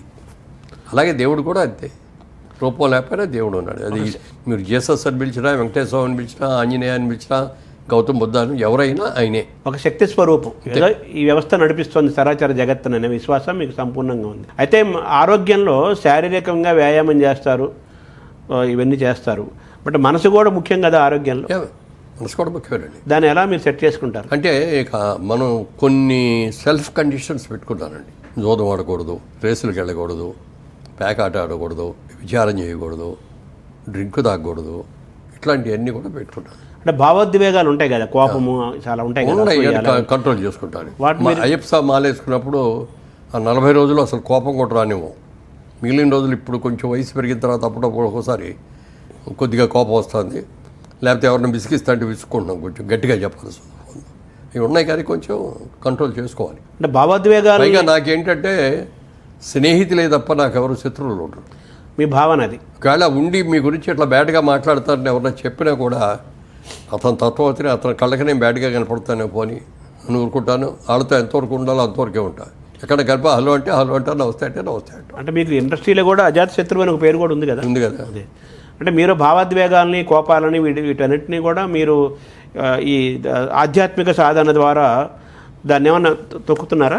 తొక్కట్లే, కంట్రోల్ చేసుకుంటున్నాం. ఎందుకంటే ఆధ్యాత్మికంగా శక్తి ఉండబట్టే, మనం కంట్రోల్ ఉండబట్టే మనం చేయగలం ఏదైనా. లేకపోతే టెంట్ అయిపోతాం. మనసు చంచలమైనది. ఈ చంచల మనసులో ఏదో ప్రతిదానికి ఏదో కోరిక వచ్చేస్తూ ఉంటుంది. మనం పాడైపోవడానికి సులువు మార్గాలు అనమాట. చాలా మార్గాలు. మనకు కొన్ని పెట్టుకొని దేవుడు ఉన్నాడు, దేవుడి దగ్గర మనం ప్రత్యేక చేసాం, మనం ఇది చేసాం, దీన్ని మనం కాపాడుకోవాలి, నిలబెట్టుకోవాలి అనేది ఒకటి ఉంటే ఏమిటంటే కంట్రోల్లో ఉంటాం. సో జీన్సు, వ్యాయామము, ఆధ్యాత్మిక సాధన, తర్వాత మనసును గ్రహించుకోవటము, ఆహారం, ఇవన్నీ కూడా మీ ఆరోగ్య రహస్యాలు. బ్రేక్ఫాస్ట్ ఏంటుంటుంది సార్ మీది మామూలుగా? నేను బ్రేక్ఫాస్ట్ మామూలుగా ఓన్లీ ఫ్రూట్స్ అండి. ఫ్రూట్స్ అంటే పప్పాయి, దానిమ్మ, యాపిల్, సీజనల్ ఫ్రూట్స్. సీతాఫలాలు దొరికినప్పుడు సీతాఫలాలు, కమలాఫలాలు దొరికినప్పుడు కమలాఫలాలు, నారింజకాయలు దొరికినప్పుడు నారింజకాయలు, మామిడికాయలు దొరికినప్పుడు మామిడికాయలు. సీజనల్ ఫ్రూట్ కూడా తింటా. ఒక సీజనల్ ఫ్రూట్, తర్వాత నట్స్, పప్పు, డ్రై ఫ్రూట్స్. అంతేనా? మీ దోశలు, ఇడ్లీలు ఉండవు? ఒక గ్లాసు రాగి జావ తాగుతాం. అంతేకాని దోశలు, ఇడ్లీలు అలాంటివి ఉండవు. ఫ్రూట్స్, డ్రై ఫ్రూట్స్, నట్స్, రాగి జావా బ్రేక్ఫాస్ట్. లంచ్ ఎన్ని గంటలకు చేస్తారు? లంచ్ మామూలుగా 2 o'clock అండి. లంచ్ ఎలా ఉంటుంది మీది? Lunch only vegetarian. అంటే ఓన్లీ కాదు, నాన్ వెజిటేరియన్. సండే డెఫినెట్గా నాన్ వెజిటేరియన్ తింటామండి.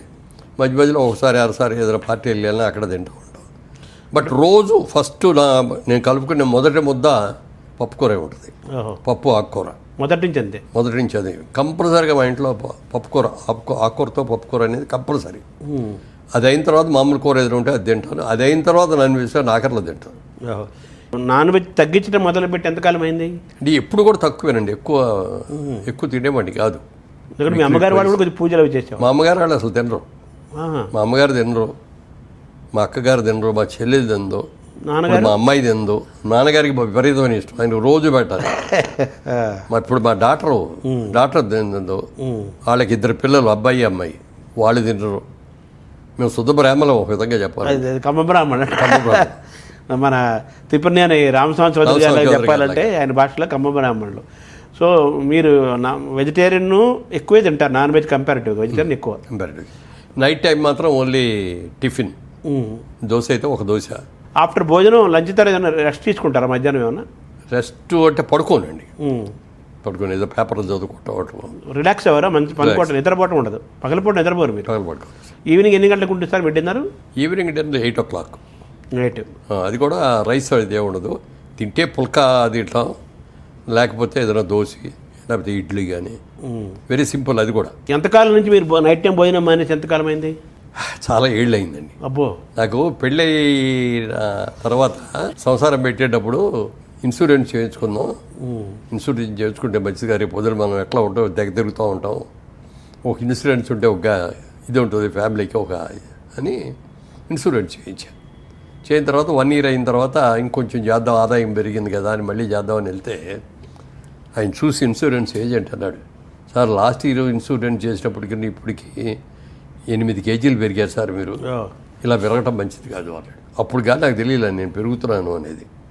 ఇక అప్పటి నుంచి కంట్రోల్ పెట్టుకున్నాను. అప్పుడు పెద్ద ఏజ్ ఏం లేదుగా, మీరు 30sలో 40లో ఉంటారేమో. అప్పుడు లేదు, ఇంకా 30 లెస్ దాన్ 25లో పెళ్ళి అయింది. అవును. 26 ఆ టైంలో తీసుకొని అప్పటి నుంచి రాత్రిపూట భోజనం మానేసి రైస్ మానేసి పుల్కా తినేవాడిని. అప్పటి నుంచే అంటే మీకు 85 ఏళ్ళు సినిమాలో రాకముందు నుంచే పుల్కా. అంతే. సినిమాలు 34 ఏళ్ల వయసులో వచ్చారు మీరు, అంతే కదా?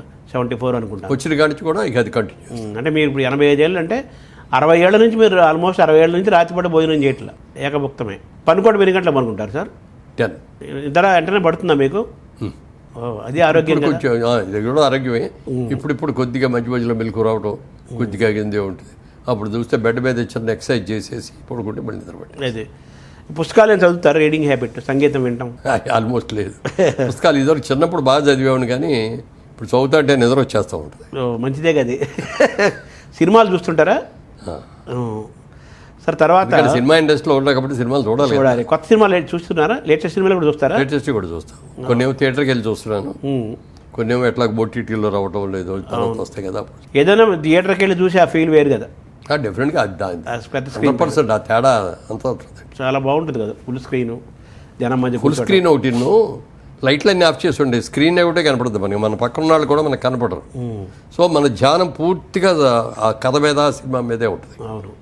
ఫోన్లు రావు, ఫోన్లు వచ్చినప్పుడు మనం సైలెంట్లో పెట్టుకుంటాం కూడా, డిస్టర్బెన్స్ ఉంటుంది. ఇంట్లో కూర్చొని చూస్తున్నాం అనుకోండి, పూర్ణంగా హలో హలో అంటాం, ఇది మాట్లాడుతాం, మళ్ళీ పెట్టేస్తాం, మళ్ళీ చూస్తాం, మధ్యలో కొంచెం ఓ సీన్ ఎగిరిపోతాం. సరే, మీరు ఇన్ని చేస్తూ బిజినెస్ చేశారు, రియల్ ఎస్టేట్లో చాలా సక్సెస్, విల్లాస్ కట్టారు, అపార్ట్మెంట్స్ కట్టారు, చాలా చేశారు. తర్వాత మీ ఊర్లో మీ చాటపర్రులో మళ్ళీ పాత ఇల్లుని కూడా రెనోవేట్ చేసి మళ్ళీ అద్భుతంగా దాన్ని చేశారు. అది మా తాతగారి కట్టిన ఇల్లు అండి. 100 సంవత్సరాలు పూర్తి అయింది మళ్ళీ 3 months క్రితం. 100 సంవత్సరాలు పూర్తి అయిన తర్వాత దాన్ని అట్లాగే వదిలేస్తే పడిపోద్ది, కూలిపోయే స్టేజ్కి వచ్చేస్తుంది అనమాట. దీన్ని మళ్ళీ రివైవ్ చేయాలి. మనం ఇక్కడ పుట్టి పెరిగాం, ఇక్కడ పెట్టిన తర్వాత మనం ఇవాళ బాగున్నాం కదా, దాన్ని కూడా బాగుండేటట్టు చేయాలి కదా అని చెప్పి దాన్ని కంప్లీట్గా అదే స్ట్రక్చరు అదే ఇది మోడల్ ఏం మార్చలేదు, అప్గ్రేడ్ చేసాం అంత. అప్గ్రేడ్ చేయడానికి 2 years పట్టింది నాకు. అది ఎంతకాలం ఉంటుంది సార్ ఇంకా లైఫ్? అది ఈజీగా ఇంకో 100 ఏళ్ళు ఉంటుంది. సో తీసుకుని 100 ఏళ్ళు దాని జీవితాన్ని పెంచేశారు. నేను అడగాలనుకున్న ప్రశ్న, ఇన్ని చేస్తున్నారు కదా, ఈ క్రమంలో సినిమా మీద మీరు ఎదిగారు. మురళీమోహన్ అంటే జనానికి తెలిసిందంటే సినిమా వల్లనే. మీరు ఒక థియేటర్స్, మాల్స్ అటువంటి ఎందుకు ప్లాన్ చేయట్లేదు సినిమా పరంగా? యాక్చువల్గా చేసి ఉండాల్సింది. రియల్ ఎస్టేట్లోకి వచ్చినప్పటికి ఏమవుద్దంటే ఇది ఒక పెద్ద ప్రలాంగుడు బిజినెస్ అనమాట. ఇది అంటే ఇది ఒక పులి స్వారీ లాంటిది. పులి మీద ఎక్కిన తర్వాత స్వారీ చేయాల్సిందే, దిగితే అది మనది ఉంటుంది. అవును. అందుకని ఇది రియల్ ఎస్టేట్లో కూడా ఇది ముందు ల్యాండ్ కొనాలి, ల్యాండ్ సెలెక్ట్ అయిన తర్వాత అందులో ఏం కట్టాలి, ల్యాండ్గా అమ్మాలా ఇదిగా అమ్మాలా చూసుకోవాలి, ప్లాన్స్ చేయించాలి, పర్మిషన్ తెచ్చుకోవాలి, కన్స్ట్రక్షన్ మొదలు పెట్టాలి. ఇవన్నీ పూర్తి అవ్వడానికి ప్రాసెస్ 5 ఏళ్ళు పడుతుంది. 5 ఏళ్ళు బట్టి ఇది అయిన తర్వాత మళ్ళీ చేద్దామనంటే గ్యాప్ ఇస్తే రాదు. జరుగుతూ ఉండగానే రెండో ప్రాజెక్ట్ స్టార్ట్ అవ్వాలి, రెండోది అవుతాండి, మూడోది ప్రాజెక్ట్, అది అట్లా కంటిన్యూస్. ఇది దాని వల్ల ఏమవుతుందంటే ఇక వేరే ఎక్కడ ఇన్వెస్ట్ చేయడానికి అవకాశం లేకుండా పోయింది. కడుతున్నాము, కట్టినవన్నీ అమ్ముతున్నాము. అవును. ఎప్పటికప్పుడు మళ్ళీ కొత్త ప్రాజెక్టులు ఎప్పటికప్పుడే మరి బ్యాంక్ లోన్లు తెచ్చుకోవాలి. అవును, అది ప్రాసెస్. అంటే మిగిలిన వాళ్ళందరికీ వచ్చినందుకు నాకు అంత ప్రాఫిట్స్ రావండి. అవునా? నేను 100% వైట్ అమౌంట్తో చేస్తాను, 100% ట్యాక్స్ కడతాను. ఎక్కడ ₹1 కూడా రియల్ ఎస్టేట్లో బ్లాక్ అమౌంట్ కూడా తీసుకోమని. మరి ఎలాగ రియల్ ఎస్టేట్ బ్లాక్ తీసుకుంటారో సగం తీసుకోండి అంటే కూడా వద్దండి, మీకు ఇష్టమయ్యి 100% ఇస్తానంటేనే తీసుకోండి, లేకపోతే వద్దు. సో మీరు జైబేరే సినిమాల్లో మోగించినట్టుగా రియల్ ఎస్టేట్లో కూడా ఒక బ్రాండ్ బిల్డ్ చేశారు కదా, కాంప్లెక్స్లు కట్టారు, చాలా కట్టారు కదా. అంతా వైట్ జరిగినప్పుడు మరి మీరు ఎందుకు ఆ పాలసీ పెట్టుకున్నారు తక్కువ లాభం? అంటే మనం బ్లాక్ అమౌంట్ లాభాలు ముఖ్యం అని పెట్టుకున్నాం అనుకోండి, రేపు ఎవడో ఇన్కమ్ ట్యాక్స్ ఇంకోళ్ళు వచ్చి రైడ్ చేశారు అనుకోండి, వాళ్ళ ముందు అపరాధులుగా చేతులు కట్టుకొని ఉంచుకోవాలి కదా. అవును. ఎందుకు తప్పు చేయాలి మనకి? నాకు వచ్చేది చాలు. దాని గురించి అవితాసం వచ్చేసి రేపొద్దునే పెద్ద కోటీశ్వరుడు అయిపోవాలి, లేకపోతే 100 ఇళ్ళు కట్టాలి, మీరు ఎన్నట్టుగా మల్టీప్లెక్స్లు కట్టాలి, ఇయ్యేద్దాలి అయ్యేద్దామని ఆలోచన లేవు నాకు. ఓ బిజినెస్గా సెలెక్ట్ చేసుకున్నాను రియల్ ఎస్టేట్ అనేది, దాన్ని చూస్తున్నాను. దాన్ని కూడా ఒక లిమిట్గానే చేస్తున్నాను, ఓవర్లుగా చేయట్లేదు. ఇప్పుడు నాకంటే చాలా వెనక వచ్చిన వాళ్ళు ఇప్పుడు ఎక్కడికో వెళ్ళిపోయారు, ఆకాశం ఎత్తులో ఉన్నారు. నేను ఎవరితోనూ పోల్చుకోను. నాకు సిస్టము, నా సిస్టము నా కంట్రోల్లో, నా హద్దుల్లో ఉండాలి నేను చేసే వ్యాపారం. రేపు పొద్దున్న ఎవరినో వచ్చి ఇదేంటి అని వేలెత్తి చూపించుకునే అవకాశం రాకూడదు. రేసుతో అలాగే ఎంత బాగా చేసామనేది ముఖ్యం తప్ప ఇందులో నాకు ఎంత లాభం వచ్చింది అనేది నేను చేయను. సేఫ్ గేమ్ ఆడాలి. అలాగే అట్ ది సేమ్ టైం మీరు కొన్న వాళ్ళు కూడా కంఫర్టబుల్గా ఉండాలి. సో మీ జయభేరి రియల్ ఎస్టేట్లో, మీ బిజినెస్లో మీ సక్సెస్ ఫార్ములా ఏంటి? నేను చాలామందికి కూడా చెప్పేది ఒకటి, మనం ఏ పని చేస్తున్నా సరే ఇష్టపడి కష్టపడి చేయండి, సక్సెస్ అనేది ఆటోమేటిక్గా వస్తుంది. అది నీతిగా చేయండి, నిజాయితీగా చేయండి. అదే నా పాలసీ. దాన్నే మొదటి నుంచి పెట్టుకున్నాం. మరి ఇన్నేళ్ళు, ఇప్పుడు 25 ఏళ్ళు నుండి 86లోకి వచ్చాం. ఈ రోజు వరకు బ్లాక్ మార్క్ అనేది లేదు నాకు. ఇది మురళీమోహన్ ఎలా అని ఒక చుక్క కూడా ఎక్కడ పెట్టడానికి లేదు. It's my life is a white paper. So మీరు ఏ సినిమా చేసినా, వ్యాపారం చేసినా, ఏది చేసినా దాన్ని ఇష్టపడాలి, దానికోసం కష్టపడాలి. అట్ ది సేమ్ టైం మనం ప్రాఫిట్ కంటే కూడా పేరు ఇంపార్టెంట్, అంతా వైటే చేయాలి, అంతే కదా. అలా అనుకున్నా కొన్ని ఇష్టం లేని పనులు కూడా చేయాల్సి వస్తుంది. కొన్ని తప్పదు. ఆ కొన్ని తప్పదులాట్లో ఆ రాజకీయం. అసలు రాజకీయం మీద, పాలిటిక్స్ మీద ఇంట్రెస్ట్ లేదండి. అవును. ఎన్టీ రామారావు గారు మంచి బిజీగా హీరో ఉన్నప్పుడు ఆయన తెలుగు ప్రజలకి ఏంటో చేయాలి, తెలుగు అంటే గుర్తింపు లేకుండా పోతుంది అని ఒక జయంతో వచ్చి కాకి బట్టలు వేసుకొని ఒక మామూలు కామన్ మ్యాన్ లాగా రోడ్డు పక్కన పడుకొని ఇవన్నీ చేసి అట్లా చేశారు. అది చేసినప్పుడు మేము వెళ్ళి ఒకసారి ఆయన దగ్గరికి వెళ్ళి అడిగాం, ఏమంటే మీరు ఇంత కష్టపడి చేస్తున్నారు, మరి మేము కూడా మీకు ఏం సహాయం చేయాలో చెప్పండి, మేము వస్తామండి అని చెప్పి నేను, రావుగోపాలరావు గారు, సత్యనారాయణ గారు, గిరిబాబు గారు, ఇంకెవరో కొద్దిమంది, 10 మంది వెళ్ళాం. వెళ్తే మీరు ఎవ్వరు అవ్వద్దు బ్రదర్, నేను ఇందిరాగాంధీకి పోటీగా నేను ఇది చేస్తాను, సక్సెస్ అయితే బెల్లంటి కూడా, సక్సెస్ కాకపోతే నా అంతు చూస్తాను, మీరొద్దు, నేను అన్నిటికి తెగించి దిగాను. అంటే అప్పటికే 60 ఏళ్ళు వచ్చేసి అన్నాడు. చేయనివ్వలా. తర్వాత ఆయన్ని దింపేశారు చూడండి, సీఎం అయిన తర్వాత ఆపరేషన్ చేసుకోవచ్చు. అప్పుడు ఇక అసలు చాలా కోపం వచ్చేసి వెళ్ళిపోవాలి, ప్రజలకు వెళ్ళి చెప్పాలి, ఈయన ఇంత నీజ్గా నిజాయితీగా ఎంత చేస్తే వాళ్ళు ఒక పాలిటిక్స్ వచ్చేసి ఈయన దింపేస్తారా, ఓట్లేసిన ప్రజలు కదా ఓట్లేసి గెలిపించుకుంది, వాళ్ళు ఎవరు దించడానికి వాళ్ళకే హక్కు ఉంది అనేది ప్రజలకి చెప్పాలి. అది రామారావు వెళ్ళి నేను ఇంతగా త్యాగం చేశాను, ఇంత ఇదిగా చెప్పాను ఆయన చెప్పుకోలేరు, మళ్ళంటే వాళ్ళు చెప్పాలి, థర్డ్ బ్యాచ్ చెప్పాలి అని అట్లా వెళ్ళి చెప్పడం చేయడం. ఆయన అయిన తర్వాత ఓ రోజు ఆయనే ఫోన్ చేశారు. ఫోన్ చేసి ఎక్కడున్నావు బ్రదర్ మురళి అన్నాడు. సరే అప్పుడు చెన్నైలోనే ఉంది ఇండస్ట్రీ, మెడ్రాస్లో ఉన్నానండి అన్న. రేపు మార్నింగ్ ఒకసారి హైదరాబాద్ వస్తావా అన్నారు. వస్తాను సార్ అన్న. మార్నింగ్ వచ్చాను, వెళ్ళాను, వెళ్ళగానే పైకి పిలిచారు. ఏం లేదు, మన వాళ్ళందరూ కూడా రాజమండ్రి నుంచి ఎంపీకి పోటీ నువ్వు చేస్తే బాగుంటుంది అంటున్నారు, నువ్వు చేస్తే బాగుంటుంది అన్నారు. నాకు అసలు దెమ్మ తిరిగిపోయింది. ఇదేంటిది, నాకు ఎప్పుడు అసలు ఆశ లేదు, నేను పార్టీ కార్యకర్తగా చేస్తాను అప్పటి నుంచి కూడా. పార్టీకి ప్రచారానికి నేను అన్నిటికీ వెళ్తా. ఎలక్షన్ వచ్చిందంటే ఒక 4 రోజులు ఇంటికి కూడా, ఇంటి మొహం కూడా చూడకుండా. ఎన్టీఆర్ పైన అభిమానం. ఆంధ్రప్రదేశ్లో ఆన్ రోడ్డు ఎన్టీ రామారావు తర్వాత ఎక్కువ తిరిగింది ఎవరంటే నేనే. అందులో ఆయన కోసం, అంతే కదా. సో అందులో రాజమండ్రి ఆఫర్ చేశారు అప్పుడే, ఎన్టీఆర్ ఆఫర్ చేశారు. నేను 4 రోజులు టైం ఇవ్వండి సార్, నాకు అసలు ఏడు గందరగోళంగా ఉంది మీరు చెప్పిన దానికి. 4 రోజులు వెళ్ళిన తర్వాత అందరిని అడిగితే అందరూ కూడా వద్దంటారు. మరి వచ్చిన తర్వాత 4 రోజుల తర్వాత వచ్చాయి. సారీ అండి, మీరు చాలా పెద్ద ఆఫర్ ఇచ్చారు నాకు, దయచేసి నేను చేయలేనండి అని చెప్తే, ఓకే బ్రదర్ అన్నారు. అది తప్పు. అది అయిన తర్వాత అంటే అప్పుడు కారణం ఏంటంటే దానికి కూడా చెప్పా. నేను ఇప్పుడిప్పుడే అప్కమింగ్ హీరోనండి, పైకి వస్తున్నాను, ఒక స్టేజ్కి వచ్చాను. మరి ఇలాంటి టైంలో వచ్చి రాజకీయ అందుకు పెట్టాను, అక్కడ సక్సెస్ అవుతానో లేదో నాకు తెలియదు. అక్కడ సక్సెస్ కాక ఇది ఉన్నది చేతిలో ఉన్నదాన్ని బాడీ చేసుకుని ఎటు కాకుండా అవడం నాకు కుదరదు, ఇష్టం ఉంటుందండి. పిల్లలు ఇంకా చదువుకుంటున్నారు, వాళ్ళు సెటిల్ చేయాలి అని చెప్పాను అనమాట. తర్వాత చంద్రబాబు నాయుడు గారు పిలిచి అన్నీ అయిపోయినాయి, ఇప్పుడు అన్నీ బాగానే చేస్తాం, పిల్లలు పెళ్ళిళ్ళు అయిపోయినాయి, సెటిల్ అయిపోయావు రా అన్నాడు. నాకు వద్దండి, వస్తే ఇంట్రెస్ట్ ఉంటే అప్పుడే వచ్చేవాడు కదా అన్న. ఇంటికి వెళ్ళిపోతే నో అని చెప్పి అక్కడికి కొడేరు శివప్రసాద్ గారిను, కమ్మపాటి రామ్మోహన్ గారిని ఇద్దరిని పంపించి మీరు ఏమని చేస్తారో నాకు తెలియదు, ఆయన్ని ఒప్పించి తీసుకురండి నన్ను. 5 hours వాళ్ళు నన్ను ఒప్పించి ఎక్కడో ఒక వీక్ మూమెంట్లో ఓకే అండి అన్న. ఓకే అన్నందుకు 10 ఏళ్ళు నా జీవితం దానికి అయింది. అక్కడ కూడా రాజకీయంలో కూడా నీతిగా నిజాయితీగా చేశాను. ఎక్కడ ఒక్క రూపాయి ప్రజాధనం అనే దాన్ని వృధా చేయటం కానీ నా సొంతానికి వాడుకోవటం కానీ ఇది లేకుండా చేశారు. ఒకసారి ఓడిపోయారు, సెకండ్ టైం గెలిచారు, అంతే కదా. ఒకసారి ఓడిచ్చారు, ఓడిపోలా ప్రజలు గెలిపించారు, నాయకులు ఓడించారు. సెకండ్ టైం గెలిచారు. సెకండ్ టైం అదే అప్పుడు ఫస్ట్ టైం ఓడిపోయినప్పుడు కూడా 1700 ఓట్లతో. అప్పుడు ఏమో 3 కారణాలు అందులో. ఒకటి నేను, రెండోది కృష్ణరాజు గారు, ఇద్దరు ఒకే కాన్స్టిట్యూన్సీలో పోటీ. మూడోది ఉండవల్లి అరుణ్ కుమార్ గారు, ముగ్గురు పోటీ. ఓటు చీలిక అయింది. సినిమాదేమో మా ఇద్దరికి డివైడ్ అయ్యింది. ఆయనకుండే ఓటు ఆయనకు వచ్చింది. అయినా కూడా నేనే గెలిచాను. టీవీలో అనౌన్స్మెంట్ కూడా వచ్చేసింది గెలిచానని. కృష్ణరాజు గారి కంటే 1,00,000 ఓట్లు ఎక్కువ వచ్చింది నాకు. అప్పుడు మేనేజ్ చేశాను, మ్యానిపులేట్ చేశాను. ఇక్కడ కాంగ్రెస్ వస్తుంది, సెంట్రల్ కాంగ్రెస్ వస్తుంది, నాకు రాజమండ్రి నుంచి ఉండవల్లి కావాలి అని చెప్పి ఇక్కడి నుంచి వెళ్ళిన ప్రెషర్కి నన్ను బలవంతంగా ఓడించారు. సో యాక్చువల్లీ టెక్నికల్గా మీరు గెలిచారు. అప్పుడు నాకు పట్టుదల పెరిగింది. ఎక్కడ ఏ విభాగంలోనూ మనం ఫెయిల్ అవ్వలేదు, సక్సెస్ అయ్యాం. ఇన్నిదిగా మనం సక్సెస్ అవ్వాలి, ఎక్కడ పోగొట్టుకున్నాం అక్కడే వెతుక్కోవాలి తప్ప అని చెప్పి అక్కడే ఉండి 5 ఏళ్ళు ఓడిపోయాక కూడా పని చేసి మళ్ళీ గెలిచి అయిన తర్వాత 5 ఏళ్ళు కూడా శుభ్రంగా చాలా బాగా చేసి తర్వాత చంద్రబాబు నాయుడు గారి దగ్గరికి వెళ్ళి, సార్ మీరు అన్నదానికి నేను చేశాను, ఇది చాలు, నన్ను వదిలేయండి అని చెప్పి నాకు నేనే వద్దనుకొని వచ్చేసాను. సార్ మీకు టీటీడీ చైర్మన్ కావాలనేది, వెంకటేశ్వర స్వామికి సేవ అందించాలనేది ఒక పెద్ద కోరిక. అది తీరుతుందా ఎప్పటికైనా? అసలు ఏంటి దాని పరిస్థితి ఏంటి? అది వెంకటేశ్వర స్వామికే తెలియాలి. అది ఉంది కదా మీకు మనసులో ఉంది, ఇప్పటికే ఉంది. కానీ అది అవుద్ది అనేది మన చేతిలో ఏమి లేదు. అది స్వామి పిలిచి ఆయన ఇస్తే ఇప్పుడు మీరు ఇప్పటికైనా సిద్ధంగా ఉన్నారు? మీరు సిద్ధం సర్వీస్ చేయడం. ఎందుకంటే ఒక దేవుడికో సేవ చేయటం అంటే అవకాశం మంచిది కదా. అలాంటిది ఇప్పుడు రాజకీయాలు వదిలేసినట్టేనా పూర్తిగా? వ్యాపారము, సినిమాలు.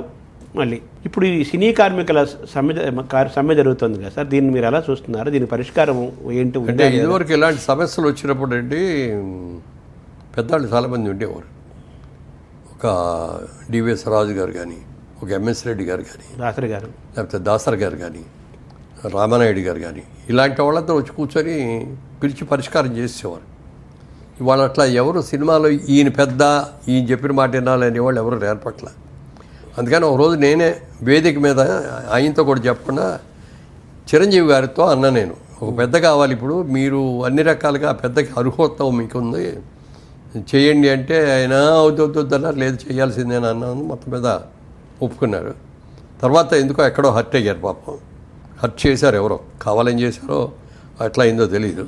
అప్పుడు అనౌన్స్ చేశాడు, ఇక నేను సినిమా పెద్దగా ఉండదలుచుకోలేదు, సినిమా బిడ్డగా మాత్రం ఉంటాను, సినిమా ఇండస్ట్రీకి ఏదైనా కష్టం వచ్చినప్పుడు నేను వచ్చి ఆదుకుంటాను, అంతేగాని పెద్దగా ఉండను అని చెప్పి అన్నాడు. ఇప్పుడు చిరంజీవి గారు కూడా నిన్న ఛాంబర్ వాళ్ళందరినీ పిలిచి మాట్లాడటం జరిగింది. ఇవాళ కార్మికులను కూడా పిలుస్తున్నారు. వాళ్ళతో కూడా మాట్లాడిన తర్వాత ఏ విధంగా సంధి చేయాలో చూసి, ఎందుకంటే ఇండస్ట్రీ కూడా శాలరీలు పెంచాలి, పెంచక తప్పదు. కార్మికులు ప్రతి రోజుకి కాస్ట్ ఆఫ్ లివింగ్ పెరిగిపోతుంది. కానీ ఇవాళ పెద్ద సినిమాల వాళ్ళు పెద్ద 100 కోట్లు 1000 కోట్ల మీద తీస్తారు కాబట్టి వాళ్ళకి ఏం పెద్ద బాగుండదు. చిన్న సినిమా వాళ్ళు బలైపోతున్నారు. ఇప్పుడు ఇవాళ మళ్ళీ వేజెస్ పెంచిన ఏంటి, కాస్ట్ పెరిగిపోద్ది కదా. అంటే ఈ కార్మికులు అలా అని చెప్పారని కాదు, వయ్యా మీడియాగా చేయాలి, వాళ్ళని దృష్టిలో పెట్టుకోవాలి. ఇటు ప్రొడక్షన్ కాస్ట్ని కూడా దృష్టిలో పెట్టుకొని వయ్యా మీడియాగా చేసుకొని సాధించుకుంటే. ఇప్పుడు కార్మికులు చేస్తున్న ఈ ఉద్యమం పోరాటంలో న్యాయం ఉందంటారా? ఏమంటారు దీన్ని? తప్పలేదండి. ఇప్పుడు పనిచేసేవాడు అమ్మని కదా అడుగుతావు. అవును, ఆకలేస్తుందంటే అమ్మ దగ్గరికి వెళ్ళి అమ్మ అన్నం పెట్టమంటాం, లేకపోతే భార్య దగ్గరికి వెళ్ళి పెట్టమ్మా అంటాం, లేకపోతే కూతురు దగ్గరికి అమ్మ భోజనం వడ్డించు అంటాం. వాళ్ళు మరి వాళ్ళకున్న కష్టాలకి నిర్మాతలే కదా అడగాల్సింది. వాళ్ళు అడగటం తప్పు కాదు. అలా అని చెప్పి గొంతెంపు కోరికలు కోరకుండా దృష్టి పెట్టుకొని నిర్మాత బాగుండాలి, నిర్మాత బాగుంటేనే ఇండస్ట్రీ బాగుంటుంది అనేది డెఫినెట్గా ప్రతి ఒక్కళ్ళు అనుకోవాలి. అంటే ఇప్పుడు ఆర్టిస్టులు కానీ, టెక్నీషియన్స్ కానీ, మరి కార్మికులు కానీ అందరూ అనుకోవాలి. వాళ్ళు చేస్తున్న డిమాండ్ ప్రకారంగానే పెంచితే చిన్న నిర్మాతకి ఇబ్బంది అవుతుందంటారా? అవుతుంది కదా. ఇప్పుడు పెద్ద సినిమాకి వచ్చే దొరకుడికి ఇప్పటికీ చూస్తే ఎన్ని రెట్లు పెరిగినాయండి. అవును, ప్రొడక్షన్ కాస్ట్. అయితే ఇప్పుడు అందరూ అనేది ఏంటంటే, ఇప్పుడు సినిమా ప్రొడక్షన్లో హీరో, డైరెక్టరు, ఇప్పుడు మ్యూజిక్ డైరెక్టర్ కూడా యాడ్ అయిపోయాడు. కోట్లాది రూపాయలు మేజర్ పర్సెంటేజ్ అంతా సినిమా ప్రొడక్షన్ దానికంటే మేజర్ పర్సెంటేజ్ అందులోకి వెళ్ళిపోతుంది కదా. అంతంత తీసుకున్న వాళ్ళు వీళ్ళకి ఇవ్వడానికి ప్రాబ్లం ఏంటనేది కూడా ఒక విమర్శ ఉంటుంది. అదే ఓ పక్కనేమో హ్యూజ్ రెమ్యూనరేషన్స్ తీసుకుంటూ వెళ్ళిపోతా అంటే ఈ రోజు కష్టపడే వాళ్ళకి మాకేం వస్తుంది అనేది భావన అది. ప్రొడక్షన్లో మేజర్ షేర్ వాళ్ళదే అవుతుంది కదా, డైరెక్టర్ హీరో అంతే. వాళ్ళిద్దరే మెయిన్. వాళ్ళు కొంత మనం ఇండస్ట్రీ నిలబెట్టుకోవాలి అనేది ఉండి కొంత రీజనబుల్గా వాళ్ళు తగ్గించుకుంటే బాగుంటుంది. ఇప్పుడు వీళ్ళు కూడా నిర్మాతలు కూడా వెళ్ళి వీళ్ళే ఆఫర్ చేసేస్తారు. కాల్ షీట్లు కావాలంటే సార్ మీకు ఎంత ఇస్తామండి మీరు చేయండి అని టెంప్ట్ చేసేస్తారు. డబ్బు ఎవరికి చేయదు. అలాంటప్పుడు ఈ వీళ్ళు అంటున్నది వాళ్ళ కోట్లాది రూపాయలు ఇస్తున్నారు, మేజర్ పర్సంటేజ్ వాళ్ళే తీసుకుంటున్నారు, వాళ్ళతో పోల్చుకుంటే మేము అడిగే తక్కువ కదా అనేది వీళ్ళ వాదన. నిజమే అది తప్పేం కాదు. అది ఇప్పుడు ఫెడరేషను నిర్మాతలు ఇది రెండు ఉన్నాయి కదా, ఈ రెండింటి మధ్య సయోధ్య ఉండాలంట. అదే ఫిల్మ్ ఛాంబర్లో మిగిలిన అన్ని విభాగాలు, ఫెడరేషన్ ఇవన్నీ కూడా ఫిల్మ్ ఛాంబర్లో భాగాలి. సినిమా ఇండస్ట్రీకి హెడ్ ఎవరంటే ఫిల్మ్ ఛాంబర్ ఆఫ్ కామర్స్. వాళ్ళు చెప్పినట్టే వినాలి, ఏదొచ్చినా వాళ్ళ దగ్గరికి వెళ్ళాలి. వాళ్ళు కూడా నిర్ణయించలేని పరిస్థితి వస్తే పెద్దల దగ్గరికి వెళ్ళాలి. అలా చిరంజీవి గారు నేను పిలిపించి వీడితో మాట్లాడడం జరిగింది. కార్మికులతో కూడా మాట్లాడతాను. నేను అనుకోవటం ఈ 1 వీక్ లోపల సెటిల్ అయిపోతుంది. మీరేమైనా పాత్ర పోషిస్తున్నారా ఈ పరిష్కారంలో? ఏం లేదు సార్. పాపం ఒక్కొక్కరు వెళ్ళిపోతున్నారు. పాత్ర వాళ్ళ మన కోట శ్రీనివాసరావు, ధర్మవరం వెళ్ళిపోతున్నారు. మీకు ఏమైందండి సార్? ఎవరైనా వెళ్ళిపోవాల్సిన వాళ్ళమే అంతే ఉండేవాళ్ళు. ఎవడు పర్మనెంట్ కాదు ఈ భూమి. అది పొద్దున్నే లేచిందా ఇవాళ బతుకున్నాం, ఇంకో రోజు కలిసింది మనకి బోనస్ అది అనుకోవాలి తప్ప అయ్యో నేను అప్పుడే చచ్చిపోతానా ఏంటి, నువ్వు ఒళ్ళాళ్ళు ఉన్నావు చాలు, నీ పని అయిపోయిన తర్వాత వెళ్ళిపోవాలి అంతే. వయసులో ఉన్న వాళ్ళంటే ఓకే, పెద్దవాళ్ళు అనేది అది సహజం. అందుకని మేము కూడా ఇప్పుడు వీసా వచ్చేసింది మాకు, టికెట్ కూడా కొనుక్కొని ఉన్నాం. ఎప్పుడు ఎక్కమంటే అప్పుడు ఎక్కేటి. మామూలుగా అది దైవ నిర్ణయం, అది మనం చేయలేము. బట్ మీ వరకు మీరు మానసికంగా ఫిట్గా ఉన్నారు, చాలా జ్ఞాపక శక్తి ఉంది, అలాగే కామన్ సెన్స్ ఉంది, లౌక్యం ఉంది, ప్రజెన్స్ ఆఫ్ మైండ్ ఉంది, అన్నీ ఉన్నాయి కదా. ఇవి కూడా జెనెటిక్గా వచ్చిందంటారా? సాధన ఏమైనా ఉందా మీకు? జెనెటిక్గా వచ్చినాయి. అంటే చిన్నప్పుడు మరి తల్లిదండ్రులు మన గైడ్ చేసే విధంగా ఉంటుంది కదా. అవును. మా అమ్మగారి ఇన్ఫ్లుయెన్స్ ఆమె అది ఎక్కువ చిన్నప్పటి నుంచి. Thank you sir.